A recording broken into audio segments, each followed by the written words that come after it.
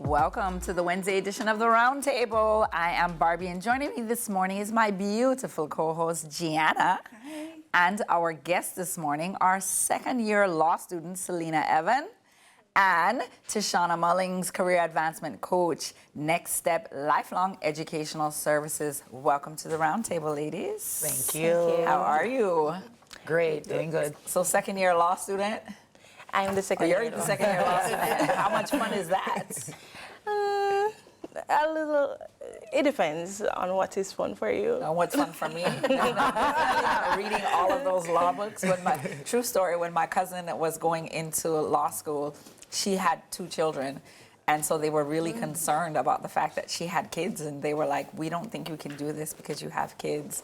So she had to make arrangements for the kids. I was like, well, what kind of school are you going to that you can't have your kids? And so she's like, Barbie, it's a lot of reading and it's a lot of, wow. I don't envy you.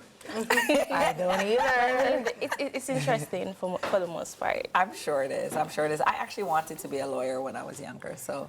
You can still pursue it. I can still pursue it? You think so? Yes. Yeah. There's always time. It's like a while ago when you pointed to me like second-year law student, I'm like, Not me. Maybe 5 years from now, probably. No. I mean, career pivot, you never know. You never see that. Maybe it was prophetic. You never know. Well, now it's time to see what's buzzing in our social buzz. Check this out.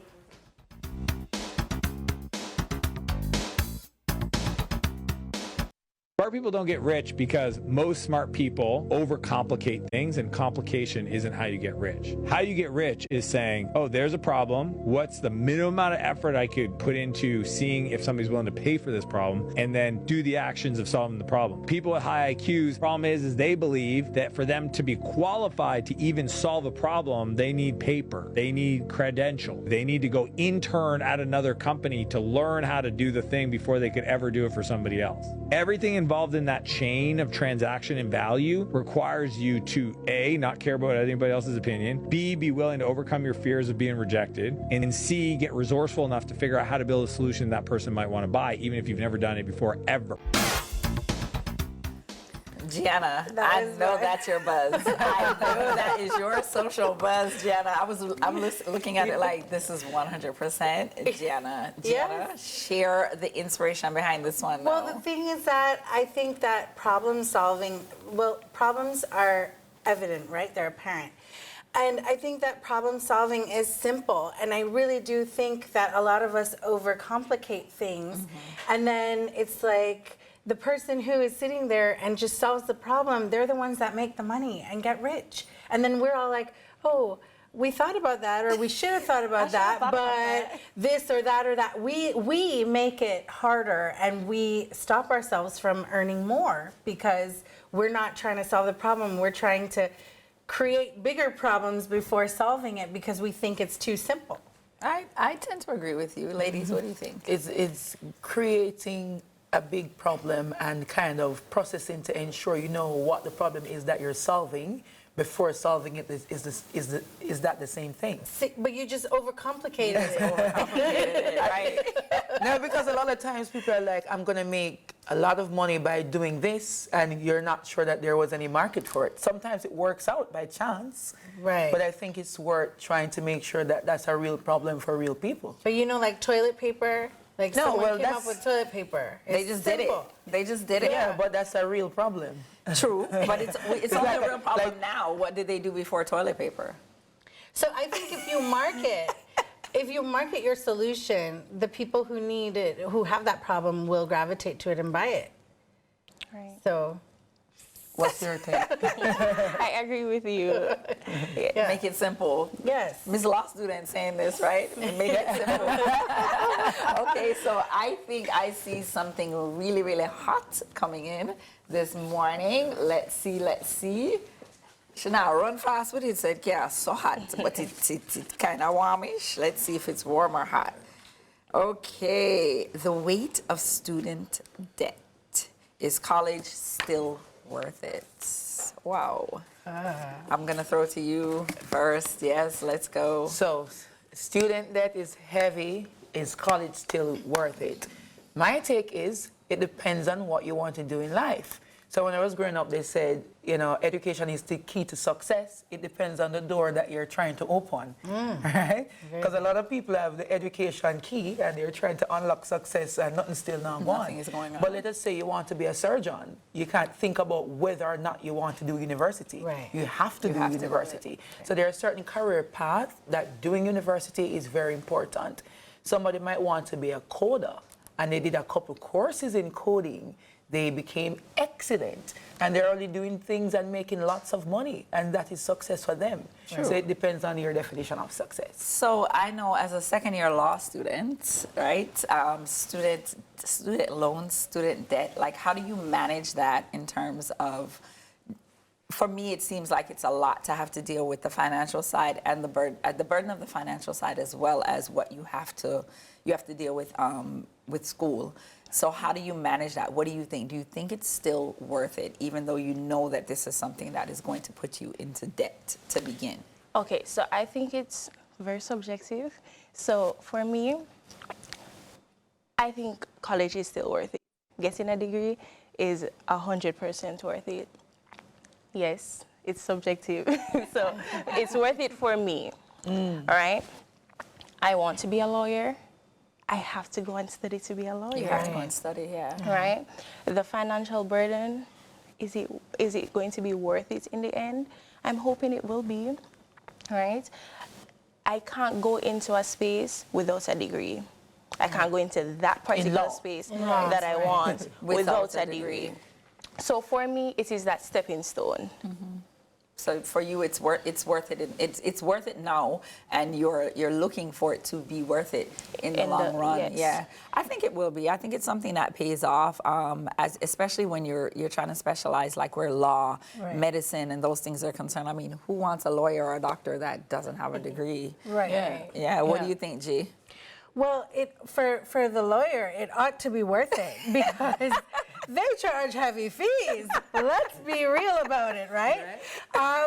So they charge the fees, and then they have the next level of they have to be bar certified or whatever it is. Be called to the bar. Right? They're called to bar. Like, other places, they're bar certified. Yeah. They call you. So here they're called to the bar, and then, you know, all of that takes place. And so it ought to be worth it for you. I really do think so. But for most people, I don't think that college is worth it anymore. I'm a lecturer at tertiary, so it's very controversial me having that. Is your boss watching, Jen? I hope they're not watching, but Gianna if they says, are. put me out of a job. I don't think you should be here. Please go do something else. No, the truth of the matter is a lot of the students that I come across, they're already doing what it is that they've come to college now to get the paper to say that they can do. And it almost guts me when I see it because they will have been doing it and they're earning from it, and then they're taking from their earnings rather than growing their business. They take from the earnings to pay for this college education, the paper. And what happens is that they fall behind in their business, and when they're coming out to do the same thing. Like, the only time I would support that decision is if their choice is that, you know, I want to go work for a big, I don't know, fashion house or a marketing agency or something. If they want to go work somewhere else and that place requires a qualification. But if it is that they're coming out to do the same thing, they're entrepreneurs and they're going to be doing the same thing, I think they'd benefit from different courses that can increase their, you know, what they do, their capacity. So what about alternatives to that, Gianna? What about like the online schooling, YouTube University, things like that? Like, how do you think that those are actually probably more well suited for students, for some of the students that you're talking about? Or like, what do we think about the alternatives to tertiary education instead of going to physical college? Yeah. Absolutely. I think you can learn a lot of things on YouTube nowadays. Probably too many things on YouTube. You can probably learn too many things on YouTube nowadays. I'm a little skeptical about some of the online courses because I feel like you can get those for free as well on YouTube. And the online courses, a lot of them are not accredited or anything like that. So it's not going to help you with the paper, so to speak. But you can find out Some if they're of them accredited, will, right? Right, but some of them will. With the paper, though, aren't we more and more developing a society where not every organization cares about the paper. Because Diana is saying a lot of people want to go to college because they need that paper even though they're already doing the thing. But there are many people who are making without the paper. Agreed. Not everybody is just- Steve Jobs. Yeah, Not everybody is, you know.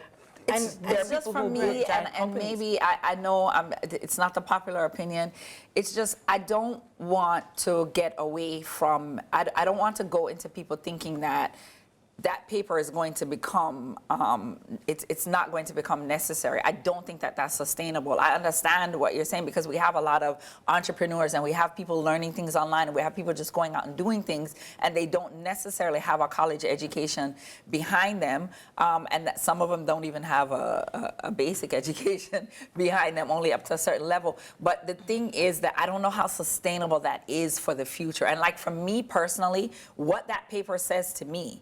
That paper says to me that you are committed, Right. that you can follow through on something. That paper says to me that you are teachable, rather than I'm going to invest in someone who's just going to come in here, be here for a little bit, and then flip off onto the next thing. So the paper does not necessarily say that you have all the knowledge, all the skills, because this is 2024.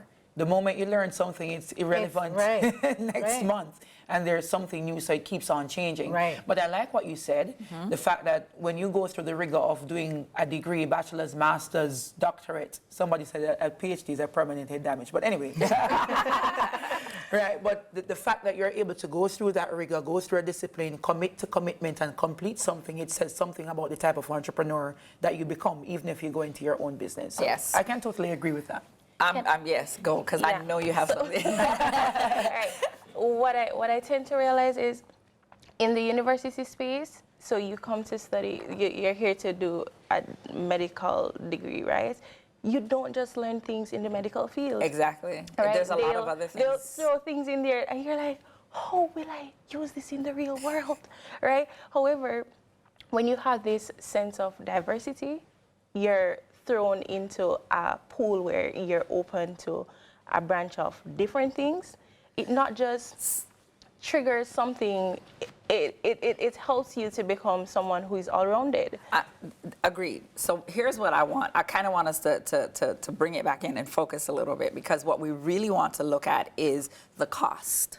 Right. The financial burden or the financial responsibility behind this, and is it worth it? Because we understand all of the other things when it comes on to education, being educated, but is that piece of paper in the end, is it worth it? What is it like for you as a student in today? Right. What is it like to have to deal with the financial burden and the costs that you have to look at, not just for where you are, but where you're actually going and where you need to be, because there's a cost projection there for what's to come.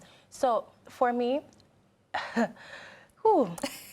you come into the university space, you're broke. You're living in your parents' household. Some of us are in the workspace and we're broke. you leave home and you're in a new space. And in order to get through this space, you have to take out funds. You take out a loan. Okay, And stick right there. We're going to stick right there. And we're going to go to a break. So after the break, we'll pick up right where you left off. Okay. Welcome back to the Roundtable this morning. The topic is the weight of student debt.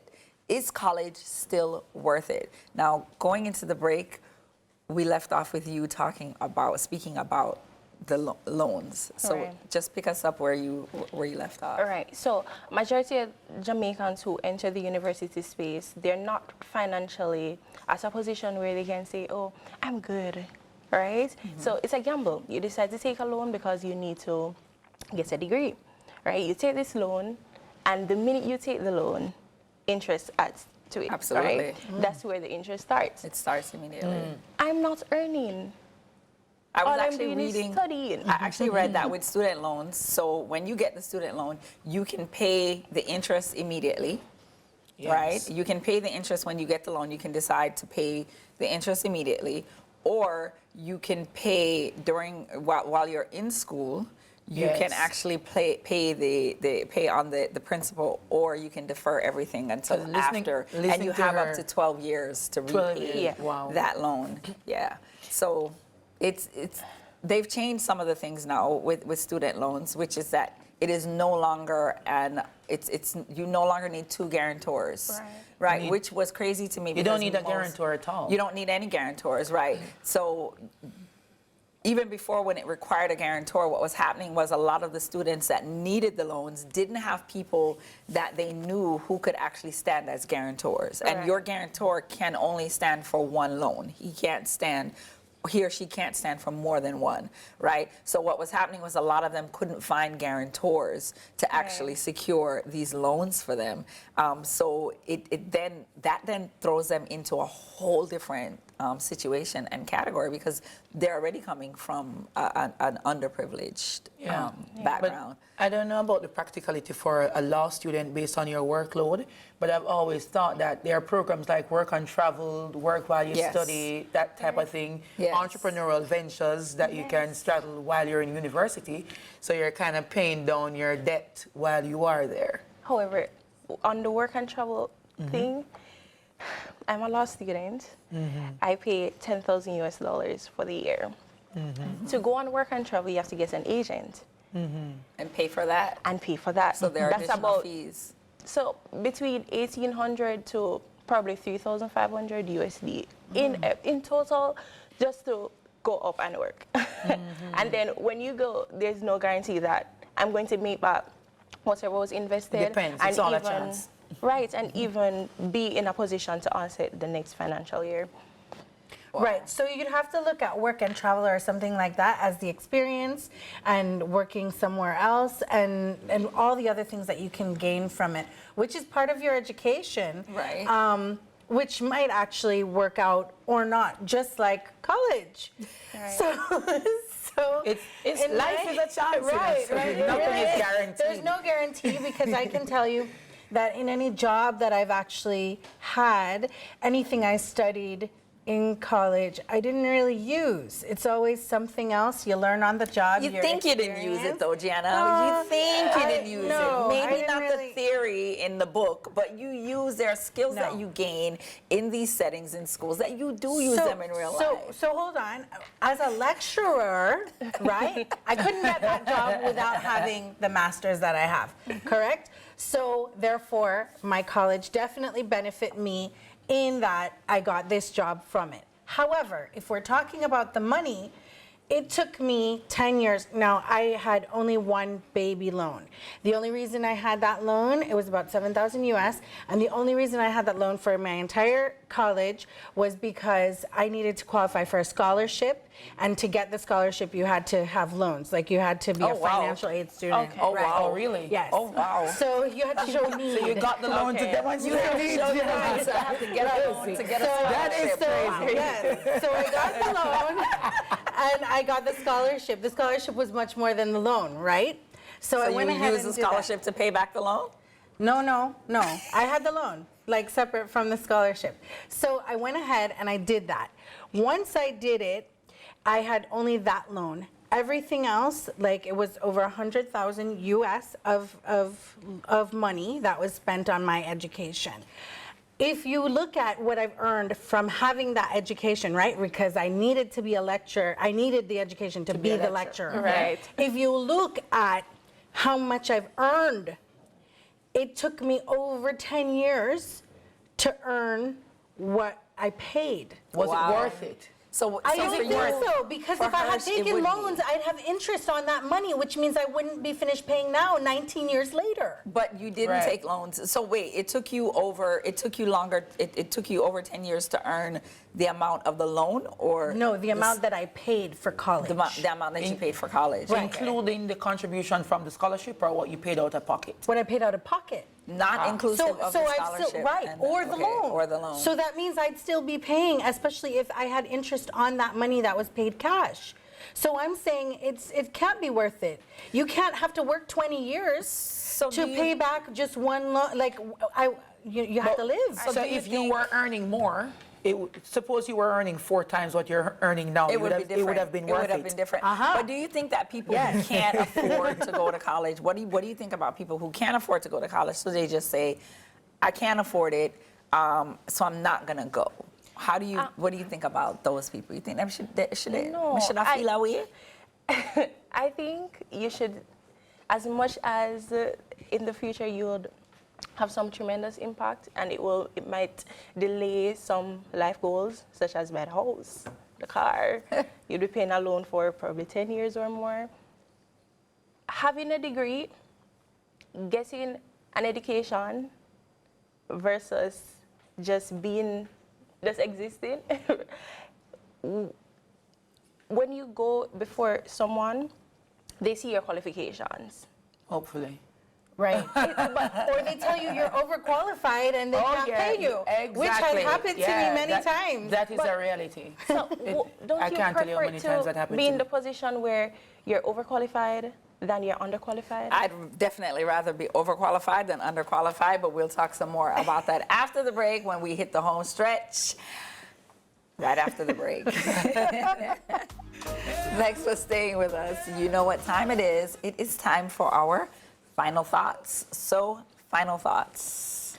Final thoughts is there are many people who have degrees and are still suffering, right? And so I'm not saying don't go to school. Absolutely go to school. I have 2.5 degrees, right? You're not suffering. And I'm not suffering. But a lot of what I am doing today is because of the disciplines I learned from my studies, but mainly because of how I've applied myself as an entrepreneur. When I go into a room and train, in last minute, I decided to do a postgraduate in education and training.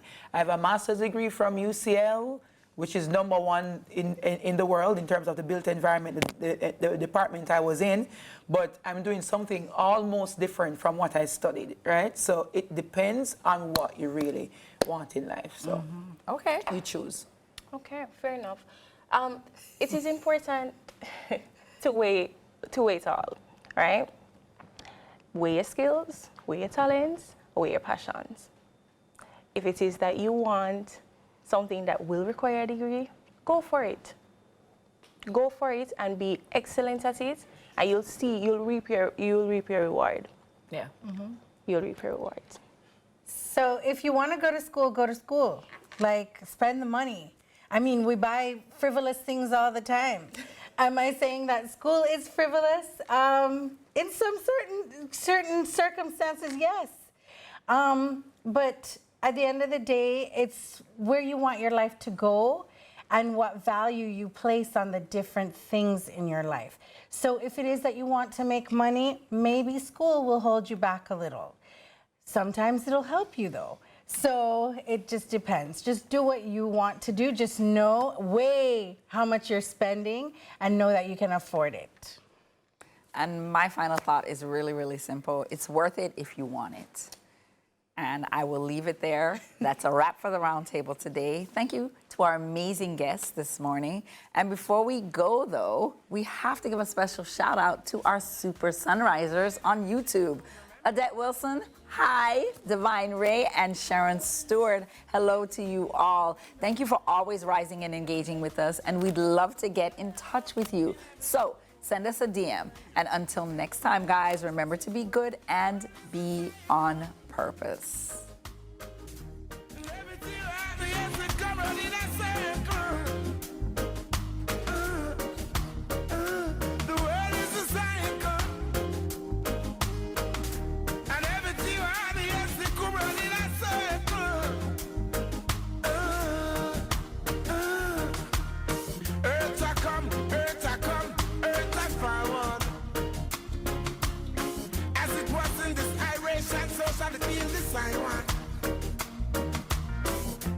Joy is the key, still am I the master.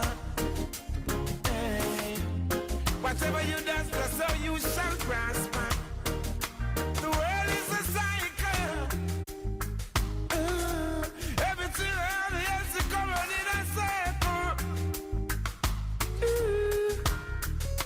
The world is a cycle. Everything around the earth is coming in a circle. And there's everything, every bit. Earth I come, earth I forward. As it was in this iration, so shall it be in this I want. Joy is the key. key, still am I the master.